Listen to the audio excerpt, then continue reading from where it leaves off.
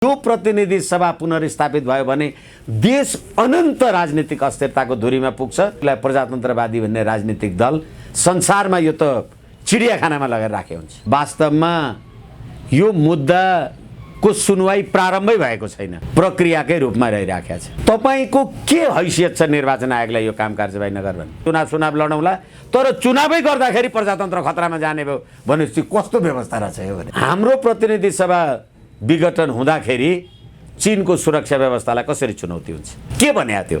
यसको अन्तर्य बुझ्न सक्ने अवस्थाको छैन। प्रतिनिधि सभा विघटन गर्दा खबरदार यो निरङ्कुशता हो भन्ने भएपछि लोकतन्त्र भने के हो? देशमा अस्थिरता कसले चाहेको रहेछ भन्ने कुरा प्रमाणित भयो कि भएन? यसले राष्ट्रको अखण्डतालाई निरन्तर लैजान नसक्ने रहेछ भन्ने कुरा चाहिँ देखिएको। ती अरू वकिलहरूलाई चाहिँ के भन्नुहुन्छ?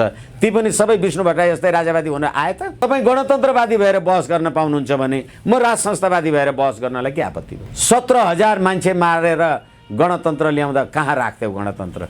नेपाल नबनाइदिएको भए। रेणु दाहाललाई भोट हाल्ने नेपाली काङ्ग्रेस त्यो आफैमा कति काङ्ग्रेस हो कि होइन, मुद्दा हामीले जितेनौँ भने सडकबाट प्रतिनिधि सभा स्थापित हुन्छ भनेपछि तपाईलाई विधिको शासन चाहिएको रहेछ। हुन्छ भने काम त चलाउनु पर्यो नि।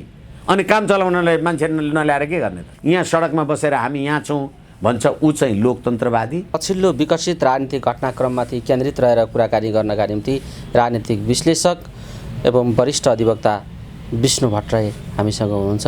विष्णु सर, स्वागत छ यहाँलाई। हजुर, धन्यवाद, नमस्कार।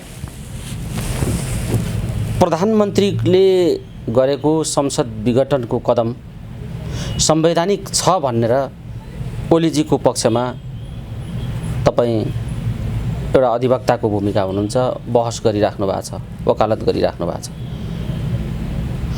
कुन इजलासले मुद्दा सुनवाई गर्ने भन्ने कुरा विवाद भइराखेको छ भने तपाईँहरू कहाँ गएर बहस गर्दै हुनुहुन्छ? कुन भूमिकामा अहिले अदालत आइराखेको छ? यो किन यो अकर्मण्यता भइराखेको छ? यो अलिकति क्लियर गरेर बताइदिनुहोस् त। धन्यवाद। अहिले वर्तमान संविधानको धारा 137 को उपधारा 3 बमोजिम गम्भीर संवैधानिक प्रश्न समावेश भएको मुद्दामा संविधानको व्याख्याको प्रश्नमा सम्मानित सर्वोच्च अदालतको संवैधानिक इजलासबाट त्यस्ता विषय र प्रश्नहरूको निरूपण हुनेछ र त्यस्तो संवैधानिक इजलास प्रधान न्यायाधीशले तोक्नेछ भन्ने संवैधानिक र सर्वोच्च अदालत नियमावली, सर्वोच्च अदालत संवैधानिक इजलास सञ्चालन नियमावलीले व्यवस्था गरेकोले गर्दाखेरि अहिले प्रधान न्यायाधीशजीले 2077 पुस 8 गते गर्नुभएको आदेश बमोजिम गठन भएको संवैधानिक इजलासमा हामीहरू यसको बहस पैरवी गरिराखेको छौँ र यसमा भन्दाखेरि अप्रिय लागे पनि भन्नुपर्ने हुन्छ। यो मुद्दाको निवेदकहरू स्वयं 5,000 रुपियाँ रिट निवेदन दस्तुर बापत सम्मानित सर्वोच्च अदालतको संवैधानिक इजलासको अधिकार क्षेत्र हो भनेर त्यो दस्तुर बुझाउनु भएको छ।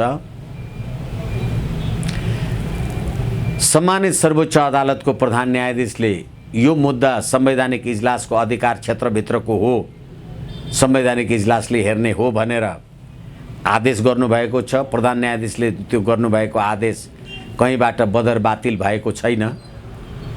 तर निवेदकहरूको तर्फबाट कहिले अदालतको बेन्च गठनमा आपत्ति, कहिले अदालतको विशेष इजलासमाथि आपत्ति र कहिले पूर्ण इजलासमा लग्नुपर्छ भन्ने यी सबै गतिविधिले गर्दाखेरि वास्तवमा यो मुद्दाको सुनवाई प्रारम्भै भएको छैन, प्रक्रियाकै रूपमा रहिराखेको छ।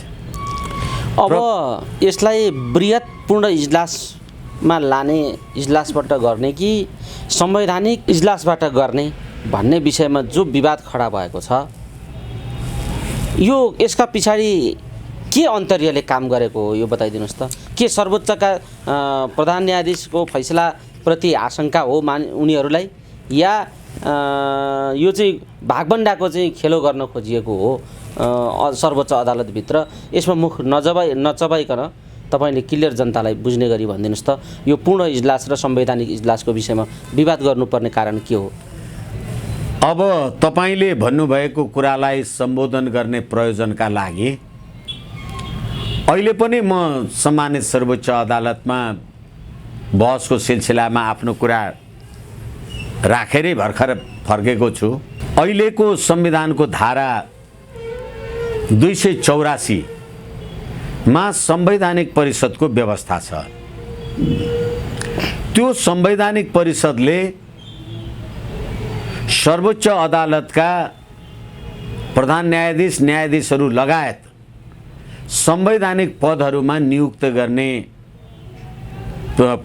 नियुक्ति गर्नुपर्ने व्यक्तित्वलाई सिफारिस गर्छ। मैले तपाईँलाई यो कुरा यसकारण निवेदन गर्दैछु, अहिलेको सम्मान्य प्रधान न्यायाधीश, अहिलेको सम्मान्य प्रधानमन्त्रीज्यूको अध्यक्षतामा बसेको संवैधानिक परिषदले अहिलेको सम्मान्य प्रधान न्यायाधीशज्यूलाई सम्मान्य प्रधान न्यायाधीशको पदमा सिफारिस गरेको हो र त्यसलाई यही संसदको संसदीय सुनवाई समितिले प्रधान न्यायाधीशलाई प्रधान न्यायाधीशको पदमा अनुमोदन गरेको पनि हो। अब यसमा दुईटा कुरा म आग्रहका साथ विनम्रताका साथ निवेदन गर्न चाहन्छु। यिनै प्रधानमन्त्रीको अध्यक्षतामा बसेको संवैधानिक परिषदले प्रधानमन्त्रीकै विरुद्धको मुद्दा हेर्न मिल्छ कि मिल्दैन? अब अहिले यो मुद्दामा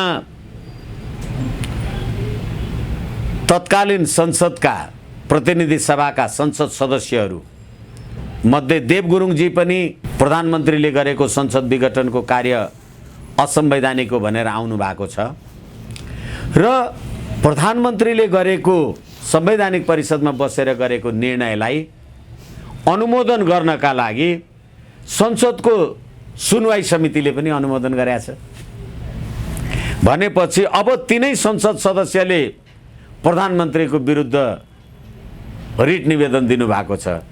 त्यो तिनै प्रधान न्यायाधीशले हेर्न मिल्छ कि मिल्दैन? हेर्नुहोस् है, प्रधानमन्त्रीजीले प्रधान न्यायाधीश संवैधानिक परिषदमा बसेर प्रधान न्यायाधीशको नियुक्ति गर्नुभयो, सिफारिस गर्नुभयो, त्यसलाई संसदीय सुनवाई समितिले हुन्छ भन्यो। संसदीय सुनवाई समितिमा प्रधानमन्त्रीकै राजनीतिक दल संसदीय दलका सदस्यहरू हुनुहुन्छ। अहिले प्रधानमन्त्रीले प्रतिनिधि सभा विघटन गरेपछि संसदीय दलका सदस्यहरू मध्येको देव गुरुङ लगायतका मान्छेहरू त्यसको विरुद्धमा हुनुहुन्छ र प्रधानमन्त्रीको विरुद्धमा उजुर गर्नु भएको छ। अनि प्रधानमन्त्रीजी आफै अध्यक्ष भएर सम्मानित सर्वोच्च अदालतको सम्मानित प्रधान न्यायाधीशज्यूलाई सिफारिस गर्ने व्यक्ति पनि उहाँ नै हुनुहुन्छ। हेर्न मिल्छ कि मिल्दैन? मिल्छ, किनभने हामीले प्रणाली त्यही बनायौँ। प्रणाली हामीले त्यो बनाइसक्यौँ भने अब सम्मान्य प्रधान न्यायाधीशले पुस 8 गते यो संवैधानिक इजलासको विषय हो भनेर संवैधानिक इजलासमा पठाइसकेपछि अब सम्मान्य प्रधान न्यायाधीशले गर्नुभएको त्यो आदेश बदर पनि नहुने अनि फेरि निवेदकहरूको तर्फबाट बृहत्पूर्ण इजलासमा पनि पठाउने भनेपछि संविधानको व्याख्या गर्ने अधिकार संवैधानिक इजलासलाई छैन भनेर निवेदकहरूले अहिले जे भनिराख्नु भएको छ, वास्तवमा यसको अन्तर्य बुझ्न सक्ने अवस्थाको छैन। किनभनेदेखि हिजो मात्रै, अस्तिको दिन मात्रै पुष्पकमल दाहालजी र माधव नेपालजी निर्वाचन आयोग गएर निर्वाचन आयोगलाई निर्वाचन सम्बन्धी काम नगर्नलाई आदेश दिनुभयो। जनताको राजकीय सत्ता र सम्प्रभु सत्तालाई सम्मान गर्छु भन्नुहुन्छ तपाईँ। संविधानको धारा 2 मा यो व्यवस्था उल्लेख गर्नुहुन्छ र संविधान हामीले नै बनायौँ भन्नुहुन्छ। तपाईँले नै बनाएको संविधान अन्तर्गत गठन भएको सर्वोच्च अदालत, त्यसको संरचना अनि संवैधानिक इजलासले यो मुद्दा हेर्न पाउँदैन भनेर पनि तपाईँकै वकिलहरू भन्नुहुन्छ भनेदेखि कस्तो प्रणाली ल्याउनु भएको छ? किनभनेदेखि प्रधानमन्त्रीले मेरो पार्टीले मलाई काम गर्न दिएन, त्यसकारण म जनताको ताजा जनादेश लिन जान्छु भन्नुभयो भने र तपाईँले हामीले ठुलो त्याग तपस्या गरेर हजारौँ नेपाली जनताको बलिदानमा यो गणतन्त्र, संघीयता र लोकतन्त्र लिएर आएका छौँ भनेर भन्दाखेरि अनि नेपाली जनताकै अभिमत बुझ्न जाउन् त भनेर प्रतिनिधि सभा विघटन गर्दा खबरदार यो निरङ्कुशता हो भन्ने भएपछि लोकतन्त्र भने के हो? यसैले बुझ्न सकिन्छ हिजो मात्रै पनि सार्वजनिक रूपमा यो कुरा आइसकेको छ। पुष्पकमल दाहालजी, माधव नेपालजीहरू नेपाली काङ्ग्रेसका शेरबहादुर देउवाहरूसित सत्ता र सङ्घर्षको सहकार्य गर्नलाई जानुभयो भन्ने कुरा सार्वजनिक भएका छन्। यदि तपाईँले अब यो प्रतिनिधि सभा कुनै पनि हालतमा पुनर्स्थापित गर्नुभयो भने देशमा राजनीतिक अस्थिरता, दल यो दलसँग त्यो दल मिल्ने, त्यो दलसँग त्यो दल मिल्ने, त्यसलाई त्यो दिने र यो पद दिने, त्यो प्रतिष्ठा दिने भनेपछि व्यापक राजनीतिक अस्थिरता तबै पैदा हुन्छ र त्यो राजनीतिक अस्थिरताबाट अब हालाकि लोकतन्त्रको संविधान ल्यायौँ भन्ने मान्छेहरूले संसदीय व्यवस्थाकै विरुद्धमा 17,000 नेपाली जनताको शहादत गर्नुभएको छ भनेपछि देशमा राजनीतिक अस्थिरता ल्याउने काम यो संविधान बनाउने हुँ भन्ने व्यक्तित्वहरूबाटै भएको अवस्थामा यो संविधानलाई गति दिने हो भनेदेखि संवैधानिक इजलासलाई संविधानको बारेमा न्याय निष्कर्ष, न्याय निरूपण गर्नलाई दिनुको अर्को विकल्प छैन भन्ने संविधानले निर्दिष्ट गरेको विषय पनि त्यही हो भन्ने संविधानले संवैधानिक परिषदको कल्पना गर्यो जसले संवैधानिक विवादहरू हेरोस् भन्यो र त्यसै गरेर अहिलेको सर्वोच्च अदालत नियमावली 2074 को नियम 21 को खले नियम 21 को खले के भन्यो भनेदेखि कानुनको व्याख्या गर्ने भन्यो। बृहत इजलासले कानुनको व्याख्या गर्ने भन्यो, संवैधानिक इजलासले संविधानको व्याख्या गर्ने भन्यो। अब अहिले संवैधानिक इजलास बस्या छ, संवैधानिक इजलासले संविधानको व्याख्या गर्न पाउँदैन भने कानुनको व्याख्या गर्न जाने हो र यो संवैधानिक प्रश्न होइन भने, संवैधानिक प्रश्न होइन भने राजनीतिक प्रश्न हो। राजनीतिक प्रश्नको निरूपण त न्यायालयले गर्दैन नि त। फेरि पनि प्रधानमन्त्रीले भनेको कुरा त ठिक भयो। यसकारणले गर्दाखेरि तपाईलाई न्याय चाहिएको छ भनेदेखि अदालतलाई आफ्नो कोर्समा काम गर्नका लागि निवेदकहरूकै तर्फबाट कहिले यो र कहिले त्यो भनेर जुन लम्ब्याउने र निर्वाचन आयोगलाई पनि निर्वाचनको तयारी हुन नदिने अनि नेपाली काङ्ग्रेसहरूसँग गएर सत्ता र शक्तिको सङ्घर्षका लागि सहकार्य गर्ने भनेपछि देशमा अस्थिरता कसले चाहेको रहेछ भन्ने कुरा प्रमाणित भयो कि भएन? विष्णु सर, ठ्याक्कै तपाईँले सबै सन्दर्भ जोडेर बताइदिनु भयो। एकातिर सत्ता र सङ्घर्षको काङ्ग्रेससँग सहकार्यको प्रस्ताव गर्ने पनि माधव प्रचण्डजी, निर्वाचन आयोगलाई निर्वाचनको तयारी रोक्न दबाब दिने पनि माधव प्रचण्डजी र अहिले बृहत पूर्ण इजलासबाट गरिनुपर्छ भनेर संवैधानिक इजलासमाथि बखेडा सिर्जना गर्ने खालको स्थिति ल्याउने पनि यही परिवेश भएपछि प्रचण्ड माधवजीहरूले पुग्न खोजेको कता हो र ओलीजीले चाल्न सक्ने गन्तव्य कता हो, यसको ठोस फैसला कहिलेसम्म हुन्छ होला तपाईँ बताइदिनुहोस् त। यी तीनटा कुरा ट्याक्कै जोडेर भनिदिनुहोस् त। तपाईँले प्रश्न गर्नुभएको तीनटा कुराहरूमध्ये मलाई लाग्छ दुईटा कुराहरूमा अहिले हामीले सम्बोधन गऱ्यौँ होला। अब कुन गन्तव्यमा जान खोजेको हो भन्ने कुराको बारेमा कुरा गर्ने हो भनेदेखि अहिले तपाईँले संविधान, संसदीय लोकतान्त्रिक गणतन्त्रात्मक संविधान तपाईँले बनाउनु भएको छ। नेपाली जनताको राजकीय सत्ता र सम्प्रभु सत्तालाई मान्नु भएको छ। आवधिक निर्वाचनको कुरालाई मान्नु भएको छ भनेदेखि तपाईँ संविधानको कार्यान्वयनमा सम्मानित सर्वोच्च अदालतको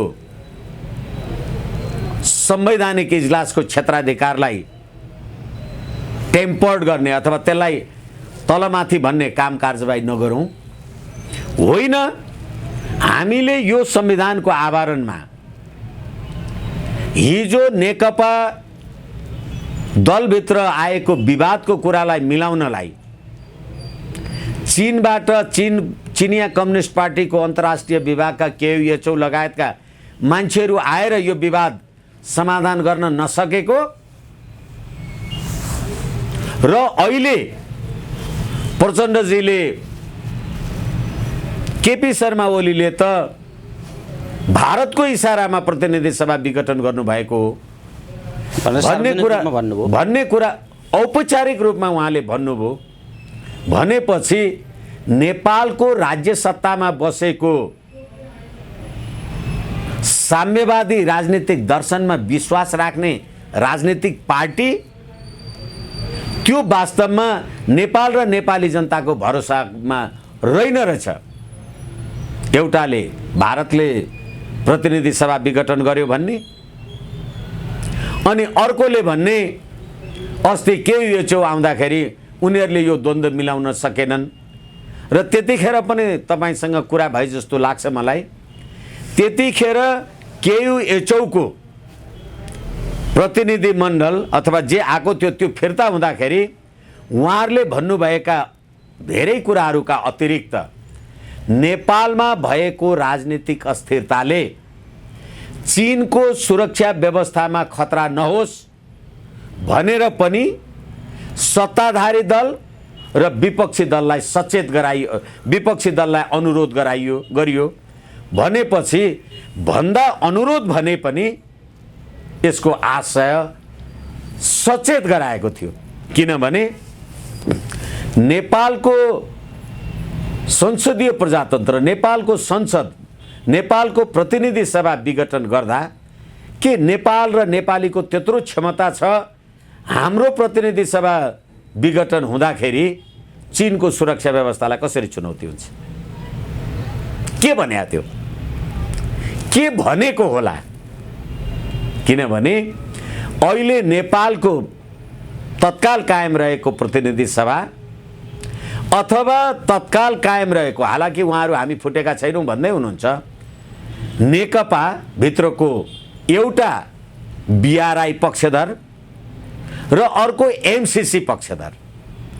तपाईले अहिले नेकपा सी जिनपिङ विचारधाराद्वारा अनुप्राणित छौँ भनेको जुन तपाईहरूको बीचमा द्वन्द्व देखियो त्यसले अब एमसीसी वाला दक्षिण र पश्चिमी शक्तिलाई बल पुग्छ र त्यो बल काठमाडौँ हुँदै रसुवा केरुङसम्म पुग्छ र हाम्रो देशको सुरक्षा चुनौती चाहिँ दक्षिण र पश्चिमबाट हुन्छ, खबरदार भनेर गएको।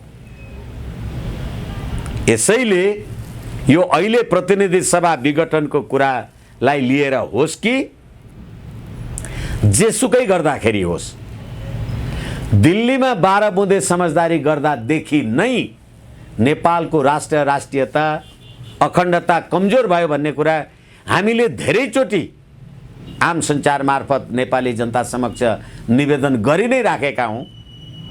अहिले प्रतिनिधि सभाको विघटनको कुराले गर्दाखेरि पुष्पकमल दाहालजी लगायतका मान्छेहरू यो असंवैधानिक भयो, यो निरङ्कुशता भयो भनेर भन्नुहुन्छ। जो मान्छे निर्वाचनमा जान्छु जनताको अभिमत लिन्छु भन्छ ऊ निरङ्कुश, जो मान्छे संसद विघटनको लागि त्यहाँ मुद्दा हाल्छ र यहाँ सडकमा बसेर हामी यहाँ छौँ भन्छ ऊ चाहिँ लोकतन्त्रवादी। अनि त्यहाँबाट भ्रष्टाचारका अकुत कथाहरू आफ्ना ठाउँमा जे छन् छँदैछन्।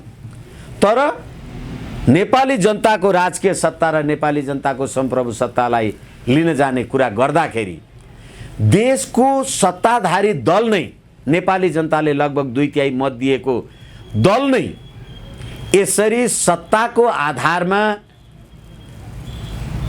साम्यवादी सिद्धान्तको आवरणमा उत्तर र दक्षिण गरेर विभाजित भएका रहेछन् भने अन्ततः गणतन्त्रमाथिको प्रहार हो भनेर जसले भनिराख्नु भएको छ, गणतन्त्रमाथिको प्रहार हो कि के हो त्यो तपाईहरू जान्नुहोस्।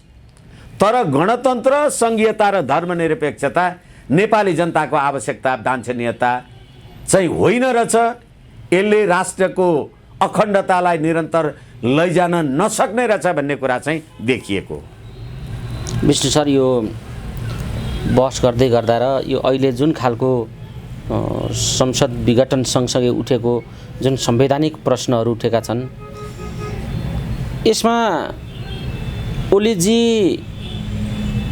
निरङ्कुशताको बाटो हिँडे भनेर आरोप लगाउनेहरूले जनताको जनमत लिने कुरालाई निरङ्कुश भनिराखेका छन् भनेर तपाईँले यो लोकतान्त्रिक र प्रजातान्त्रिक कोणमा विघटन भएको छ र निर्वाचन गर्नु निरङ्कुशता होइन भन्ने तर्क तपाईँले गरिराख्नु भएको छ।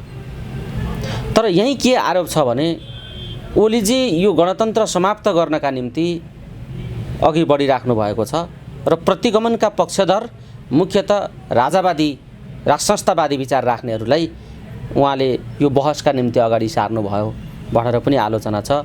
तपाईँ त खुलेआम यो व्यवस्थाको विरुद्ध नै हुनुहुन्छ। तपाईँ जस्तै राजावादी र राष्ट्रसंस्थावादी विचार राख्नेहरू नै अन्य अधिवक्ताहरू पनि प्रधानमन्त्रीजीले त्यहाँ अघि सार्नुभयो भनेर अहिले प्रधानमन्त्रीजीको आलोचना भएको छ। के प्रधानमन्त्री साँच्चै यो व्यवस्था अन्त्य गरेर राष्ट्रसंस्था फर्काउनकै निम्ति सक्रिय भएको हुनाले तपाईँहरू उत्साहित ढङ्गले यो बहसमा अगाडि बढ्नु भएको हो? पहिलो कुरा त तपाईँ वकिल हुँदाहुँदै तपाईँले एउटा निश्चित राजनीतिक विचार राख्न पाउनुहुन्छ कि पाउनुहुन्न? अब अहिले गणतन्त्र अन्त्यको लागि प्रधानमन्त्रीजी लाग्नुभयो भनेर तपाईँ भन्नुहुन्छ र प्रधानमन्त्रीजी यही संविधान अन्तर्गत नेपाली जनताको अभिमत लिन्छु भनेर भन्नुहुन्छ भने नेपाली जनताको अभिमत लिने काम गणतन्त्रको विरुद्धको काम रहेछ भनेदेखि गणतन्त्र त देशको लागि आवश्यक होइन रहेछ नि त। तपाईँहरूले भन्नुभएको कुरालाई होइन भने संसदीय प्रजातन्त्रमा आवधिक निर्वाचन भनेको निरन्तरताको विषय हो, आजीवनको लागि त होइन। अनि त्यति मात्रै नभएर यो राज्य व्यवस्थाको विरुद्धमा प्रधानमन्त्रीजीले को वकिल राख्नुभयो, के वकिल राख्नुभयो भन्दैमा एउटा एकछिनलाई मान्नुहोस्, एउटा डाक्टर त्यो गणतन्त्रको विचार राख्दो रहेछ, अनि एउटा यो कोरोना भाइरस लागेको मान्छे चाहिँ राजावादी रहेछ भने त्यो डाक्टरले उपचार गर्नुपर्छ पर्दैन? प्रधानमन्त्रीजीले वकिल राख्न नपाउने भने हो। अब उहाँले राजनीतिक निष्ठाका आधारमा वकिल राख्नुभयो भन्ने हो भनेदेखि म जस्ता संवैधानिक राज संस्था हिन्दू अथवा यो राज्य व्यवस्था नरुचाउने वकिलहरू हामी जति होलाौँ त प्रधानमन्त्रीजीकै पार्टीसँग निकट भएका अरू 50औं वकिल पनि त छन् नि। त्यसले ती अरू वकिलहरूलाई चाहिँ के भन्नुहुन्छ? ती पनि सबै विष्णु भट्टराई जस्तै राजावादी हुन आए त? यस कारणले गर्दा एउटा व्यावसायिक कुरा, एउटा वरिष्ठ अधिवक्ताको हैसियतले मलाई लाग्छ मेरो प्रधानमन्त्रीजीसँग व्यक्तिगत रूपले र राजनीतिक रूपले कुनै कुरा लिनु दिनु केही 50औं मिटर अथवा माइलौं कोसौं दूर हाम्रो कुनै त्यस्तो स्वार्थ सरोकार साँठगाँठ केही पनि छैन। तर एउटा कानुन व्यवसायी भएको हिसाबले मैले त लागु औषध मुद्दाका मान्छेहरूको पनि त कसुरका मान्छेहरूको पनि त मुद्दा गरेका छु नि।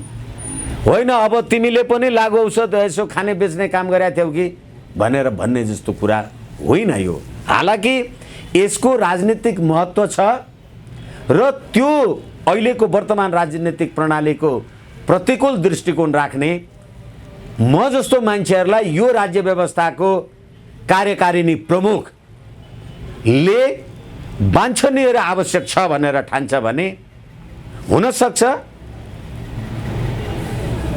तपाईको राजनीतिक चिन्तनभन्दा पहिले त तपाईँ यो राष्ट्रको नागरिक नेपाली हो नि।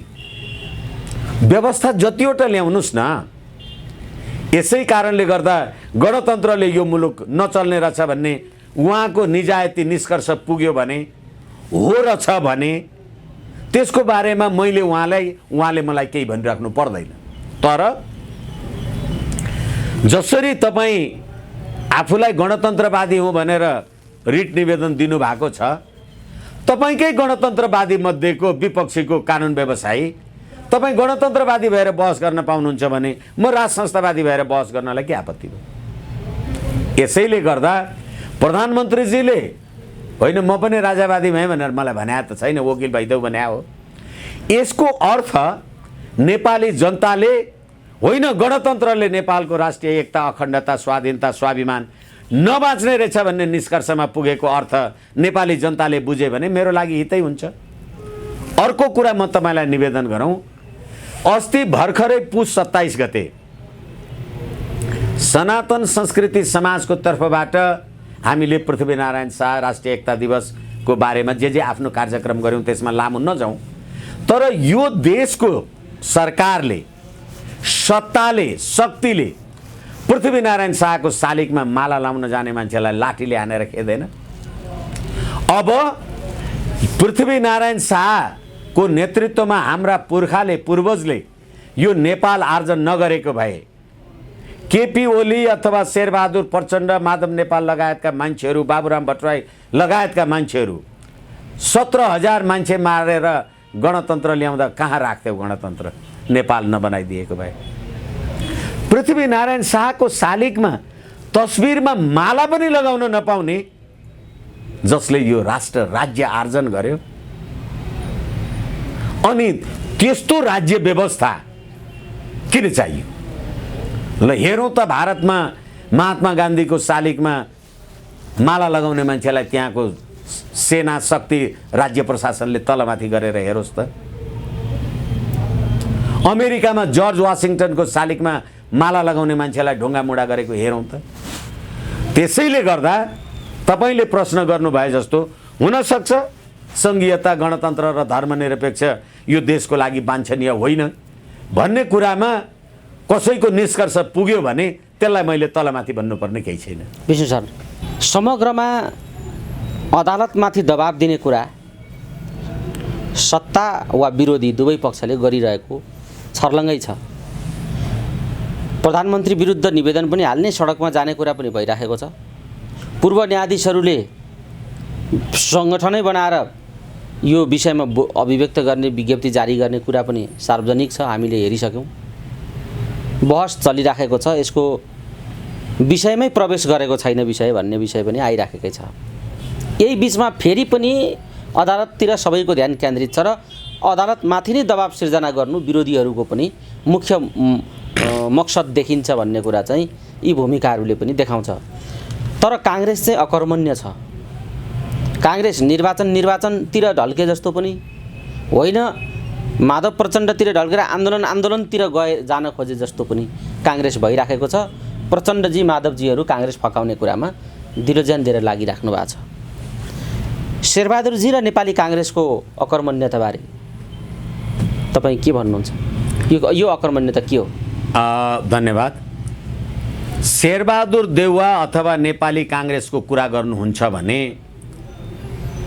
चितवनको मेयरमा रेणु दाहाललाई भोट हाल्ने नेपाली काङ्ग्रेस त्यो आफैमा कति काङ्ग्रेस हो कि होइन त्यसमा विचार गरौँ।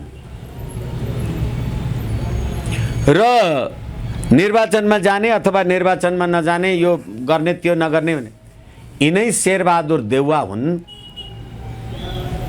74 साल मङ्सिर 21 गते भएको निर्वाचनमा कम्युनिस्टहरूले चुनाव जित्यो भने त रुन पनि पाइँदैन, त्यति निरङ्कुश हुन्छ राज्य प्रणाली भन्थे।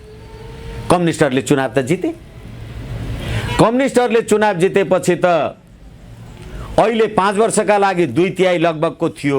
छोड्यो भने त तपाईँलाई नेपाली जनतामा हाँस्नलाई जाने बाटो त केपी शर्मा ओलीले बनाइदिनु भयो नि। तपाईँ किन निर्वाचनमा नजाने? अब फेरि होइन जाने कि नजाने, नजाने कि जाने भनेपछि यो प्रतिनिधि सभा पुनर्स्थापित भयो भने नेकपा त दुईटा खेमामा बाँडिन्छ, दुईटा दलमा। अनि त्यतिखेर शेरबहादुर देउवा जतिखेर पजेरो संस्कृति आफूले लिएर आएको थियो, त्यो सत्ता जस्तो आज त्यसलाई किनौँला, भोलि त्यसलाई बेचौँला, भोलि उसलाई खाउँला, भोलि उसलाई गरौँला भनेपछि यो प्रतिनिधि सभा पुनर्स्थापित भयो भने देश अनन्त राजनीतिक अस्थिरताको धुरीमा पुग्छ। तर देश भाडमा जाओस्, म फेरि सत्तामा पुगेर लुट्न पाउने कि नपाउने, मैले यो गर्न पाउने कि नपाउने। अनि यसै कारणले गर्दाखेरि अब अहिले सत्ता र सङ्घर्षका लागि सहकार्य पनि गर्न जाने भनेपछि नेपाली काङ्ग्रेस जस्तो, वर्तमानमा रहेको नेपाली काङ्ग्रेस जस्तो अकर्मण्य तर आफूलाई प्रजातन्त्रवादी भन्ने राजनीतिक दल संसारमा यो त चिडियाखानामा लगेर राखे हुन्छ। अब तपाईँले निवेदन गर्नुभए अनुसार अदालतलाई यो संविधान हामीले बनायौँ भनेर गर्व गर्नुहुन्छ माधव नेपालजी, प्रचण्डजी, केपी ओलीजी लगायतका मान्छेहरू। संविधानको धारा 105 प्रतिनिधि सभा विघटन भए पनि तपाईँले राष्ट्रिय सभा त अस्ति बोलाउनु भयो, 7-8 दिन चलेर राष्ट्रिय सभा अन्त भयो। त्यो राष्ट्रिय सभामा अदालतमा विचाराधीन रहेको विषयमा प्रतिनिधि सभामा, राष्ट्रिय सभामा छलफल गर्न पाइँदैन भन्ने संवैधानिक व्यवस्था छ। माधव नेपालजी, प्रचण्डजीका पक्षधर हुँ भन्ने वरिष्ठ अधिवक्ता भएका मान्छेहरूले राष्ट्रिय सभामा सर्वोच्च अदालतको विचाराधीन रहेको कुरामा बोल्नुभयो कि बोल्नु भएन? के टीका टिप्पणी गर्नुभयो कि गर्नु भएन? जग जाहेर छ। संविधान तपाईँले मान्ने कि नमान्ने एउटा कुरा। अर्को कुरा, प्रचण्डजीले हिजो भन्नुभयो सर्वोच्चले प्रतिनिधि सभा पुनर्स्थापित गरेन भने अथवा मुद्दा हामीले जितेनौँ भने सडकबाट प्रतिनिधि सभा स्थापित हुन्छ भनेपछि तपाईँलाई विधिको शासन चाहिएको रहेछ भन्नुभयो नि तपाईँले। त्योभन्दा अझ कडा भाषा बोल्नुभयो भने। यसै कारणले गर्दाखेरि तपाईँले बनाएको संविधान अन्तर्गतको सम्मानित सर्वोच्च अदालतले तपाईँले चाहे जस्तो निर्णय गरेन भने तपाईँ त्यसको विरुद्धमा जे पनि गर्न तयार हुनुहुन्छ भने तपाईँ कति लोकतन्त्रवादी हो? कि तपाईँ सर्वहाराको निरङ्कुशतावादी र स्टालिन र लेनिन जस्तो हत्यारा सिद्धान्तमा विश्वास गर्ने व्यक्तित्व हुनुहुँदो रहेछ? स्पष्ट भएन? अब अर्को कुरा, सर्वोच्च अदालतले प्रतिनिधि सभा विघटनलाई सदर गर्यो भनेपछि तपाईँ नेपाली जनताको लोकसम्मति लिन जानुहुन्छ कि जानुहुन्न? हिजो आफै भारतको जेएनयूमा बसेर जेएनयूमा भाषण गरेर नेपालमा गणतन्त्र ल्याउनलाई काम गर्नु छ भन्ने मान्छे अनि भारतमा बसेर गणतन्त्र ल्याउँछु भन्ने नेपालमा बसेका युवाहरूलाई चाहिँ भारतको विरुद्ध सुरुङ युद्ध खन्न लाउने, साँच्चै भारतको विरुद्ध सुरुङ युद्ध गरेको भएदेखि प्रचण्डजीलाई भारतले पालेर राख्थ्यो कि के कुरा गर्थ्यो? त्यो आफ्नो ठाउँमा छ, नदोहोऱ्याइराखौँ भने। अब मुलुकलाई राजनीतिक निकास दिनका लागि यो राज्य प्रणालीले सकेन। किन सकेन? धेरैचोटि भनिएको छ, नभनौँ भन्दा पनि भन्नुपर्ने हुन्छ। न यसले राष्ट्रियताको संरक्षण गर्न सक्यो, सरिता गिरी मार्काका कुरा धेरै हामी भनेका छौँ।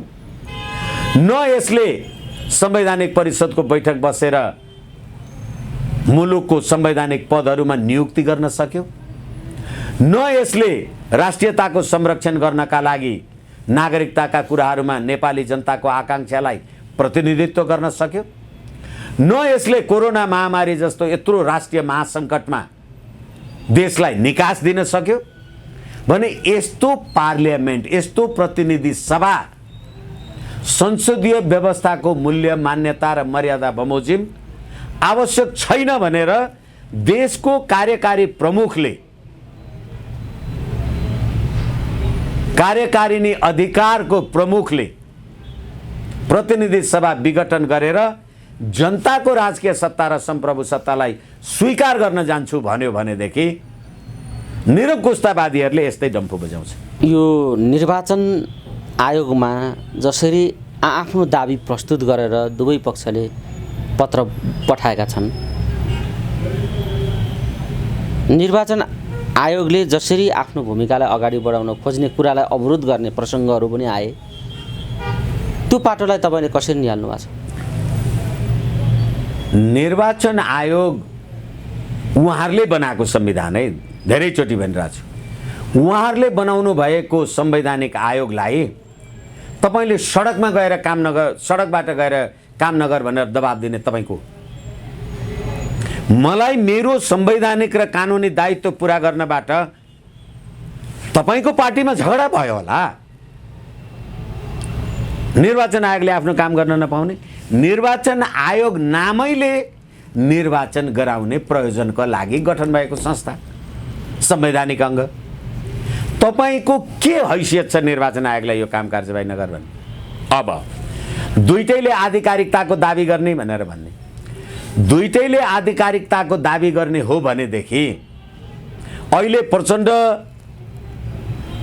र केपी शर्मा ओलीजी तत्कालीन अब जे भनौँ कार्यकारी अध्यक्ष अथवा प्रधानमन्त्री जे भनौँ, जे हुनुहुन्थ्यो होला, तपाईँहरूको बिचमा जे नौटङ्की सडकमा देखिराखिएको छ त्यो संसदीय दल मेरै छ भनेर तपाईँ पनि भन्नुहुन्छ, संसदीय दल मेरै छ भनेर म पनि भन्छु।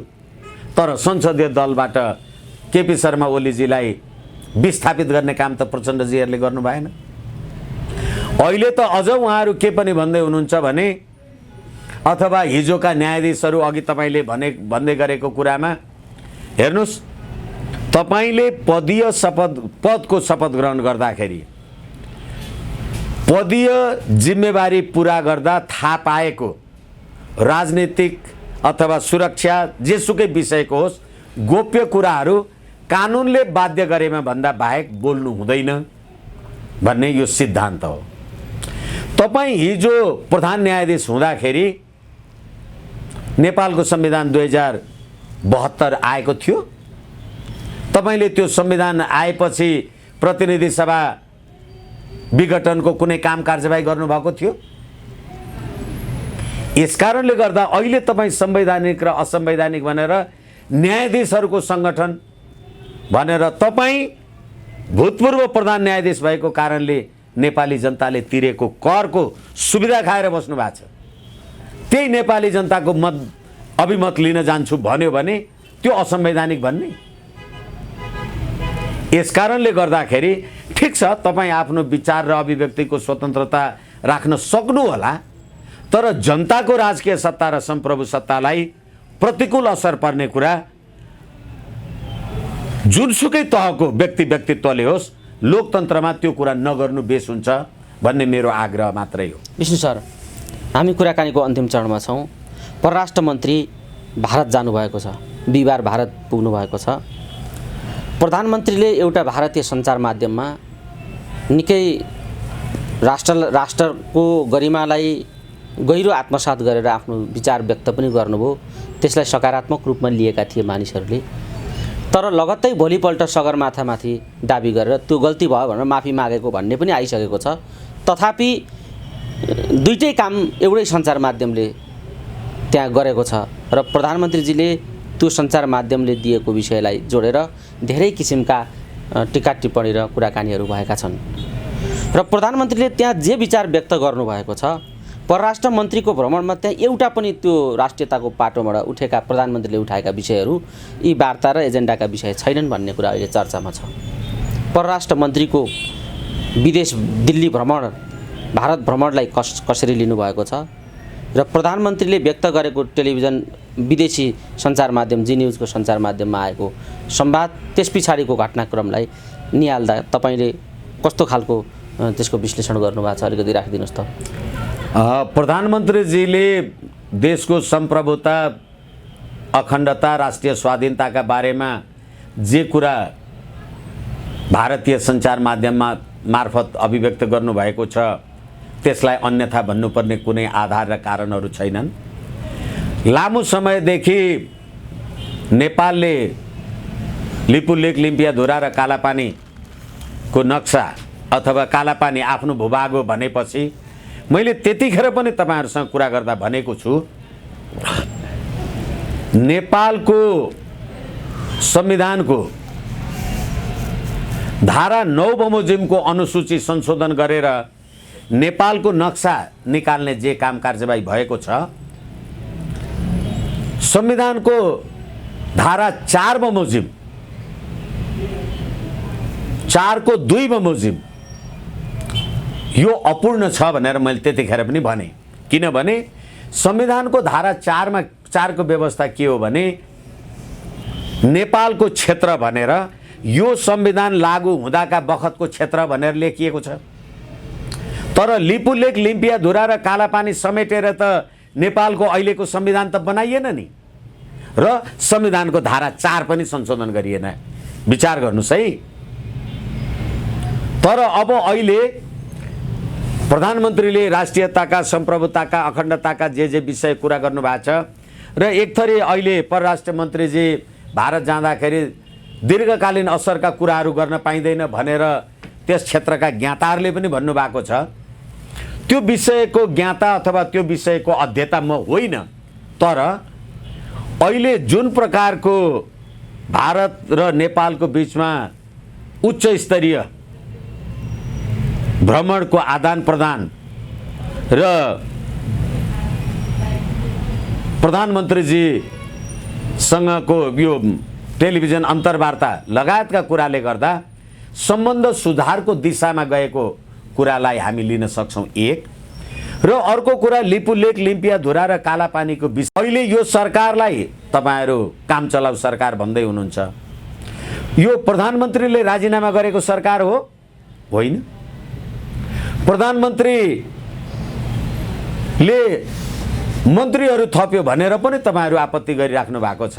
अनि निर्वाचन घोषणा गरेको सरकार हो नि त। हो, एकैछिन। त्यसैले निर्वाचन घोषणा गरेको सरकार, मैले निर्वाचन घोषणा गरेँ होला, राजनीतिक रूपले सहमति असहमति भएर म अब तपाईँले भने जस्तो काम चलाउनै सही, त मेरो क्याबिनेटमा भएका 5 जना मन्त्रीले राजीनामा गर्नुहुन्छ कि हुँदैन? हुन्छ कि हुँदैन? हुन्छ। हुन्छ भने काम त चलाउनु पर्यो नि। अनि काम चलाउनलाई मान्छे नल्याएर के गर्ने त? फेरि मलाई तपाईँ भनिदिनुहोस्, संसारमा कुन यस्तो सरकार हुन्छ होला जो काम चलाउँदैन? काम नचलाउने सरकार हुन्छ?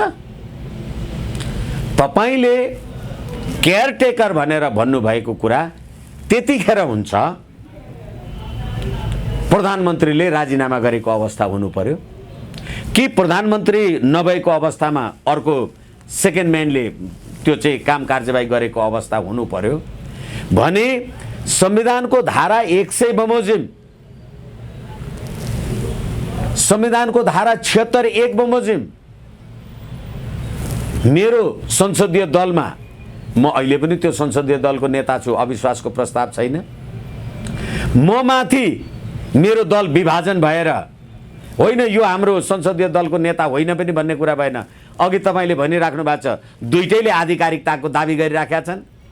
त अहिले तपाईँ र म दुईटा भयौँ। हिजो त पुष्पकमल दाहालजीले केपी शर्मा ओलीजीलाई संसदीय दलको नेतामा मत त हालेकै हो नि, हालेकै हो, पार्टी एकता पनि गरेकै हो। त्यस कारणले गर्दाखेरि अब कसरी काम चलाऊ अथवा कसरी अन्तरिम, यस कारणले गर्दाखेरि अहिलेको सरकार जबसम्म अर्को संसदीय दल बनेर केपी शर्मा ओलीलाई संसदीय दलको नेताबाट विस्थापित गरिँदैन तबसम्म पूर्ण रूपले राज्यको काम कार्यवाही गर्ने हो। यसैले गर्दाखेरि जी न्युजसँगको कुरा गर्नुस् अथवा अहिलेको प्रतिनिधिमण्डल भारत गएको कुरा गर्नुस्। अब अहिले प्रतिनिधिमण्डल भारत गयो, कोरोना महामारीको वाला कुरा छ। अब चाहिँ 50 करोड अथवा 60 करोड अथवा 50 अरब 60 अरबकै भ्याक्सिनहरू नेपाललाई निःशुल्क रूपमा दिने भने अरे तपाईँ म कोरोना लागेर मर्न आँटेको थिएँ त्यो भ्याक्सिन लगाएर म बाँचेँ भने त्यो दीर्घकालीन असर भयो कि भएन भने गर्न पाइने कि नपाइने भने यसै कारणले गर्दा यो देशका प्रबुद्ध व्यक्तित्वहरूलाई सम्मानका साथ म निवेदन गरौँ कि जुन राष्ट्रिय हितको कुरा गर्दा राजनीतिक स्वार्थबाट अभिप्रेरित भएर नगरौँ। राजनीतिक दल त आफ्ना आफ्ना छँदैछन् नि, पार्टी साटी कुनै के गरौँला, चुनाव लडौँला, तर चुनावै गर्दाखेरि प्रजातन्त्र खतरामा जाने भयो भनेपछि कस्तो व्यवस्था रहेछ यो भने। यस कारणले गर्दाखेरि अहिले देशमा जुन प्रकारको अस्थिरता र होली वाइन लगायतका विवादहरू छन् त्यसलाई सम्पूर्ण कुराको समाधान गर्ने माध्यम निर्वाचन मात्रै हो र त्यसको लागि जानलाई सर्वोच्च अदालत होस्, देशको कार्यकारिणी प्रमुख प्रधानमन्त्रीजी होस्, नेपाली जनताको राजकीय सत्ता र सम्प्रभु सत्तालाई सम्मान गर्नुको बाहेक अर्को विकल्प छैन। धन्यवाद विष्णु सर, समय दिनुभयो। यो महत्त्वपूर्ण समय र संवादका लागि यहाँलाई धेरै धेरै धन्यवाद। हस्, मलाई पनि मेरो कुरा राख्ने अवसर दिनुभयो। भ्रिकुटी अनलाइन टेलिभिजनलाई हार्दिक नमन प्रणाम, धन्यवाद।